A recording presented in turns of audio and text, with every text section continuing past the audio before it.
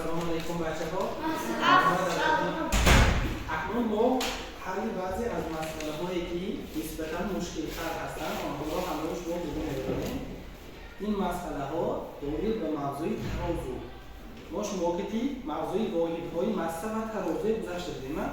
انا که درباره ترازو نگاه کنید. مشکی 664 مسئله 664 مسئله 664 شرطش میخوام شرط مسئله شما اهمیت داده گوش کنید. 7 عدد سنگی ماسه هایشان 1 کیلوگرم، 2 کیلوگرم، 3 کیلوگرم، 4 کیلوگرم، 5 کیلوگرم، 6 کیلوگرم و 7 کیلوگرم موجودند. آنها را به 4 گروهی برابر وزن جدا کنید. یعنی 7 عدد ها روشیدیم. پنج جمعی 2 هفت، 7 جمعی 4 جمعی 3 هفت، 6 جمعی 7 هفت،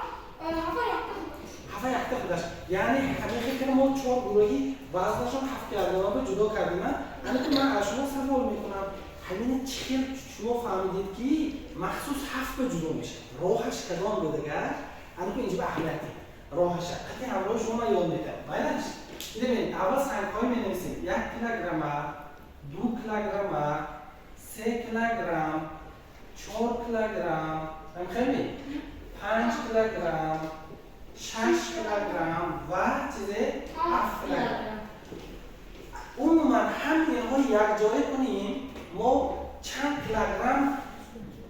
سنگی مثلا چند کیلوگرم داریم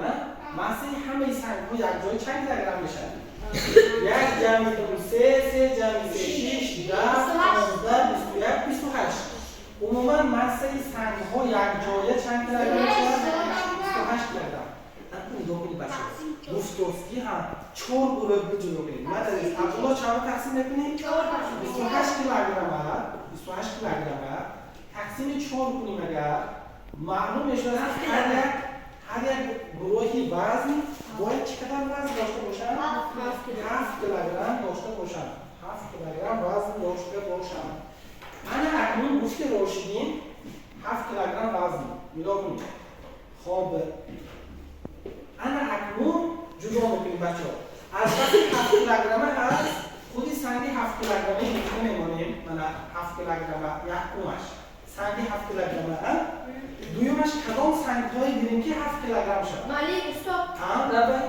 6 کیلوگرم جمعی 1 کیلوگرم آفرین 1 کیلوگرمه و چند کیلوگرمه 6 کیلوگرم سیومش نیمتولا که آقا 2 کیلوگرم آفرین 2 کیلوگرم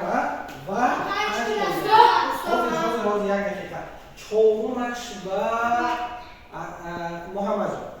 4 جمعی 3 کیلوگرم 3 کیلوگرم و چند کیلوگرم و 4 کیلوگرم با چند کیلوگرمش 7 کیلوگرم انا رو یک بار دیگه تکرار میکنم راهش کدام است اول ما همه سنگ‌های چیکار کردیم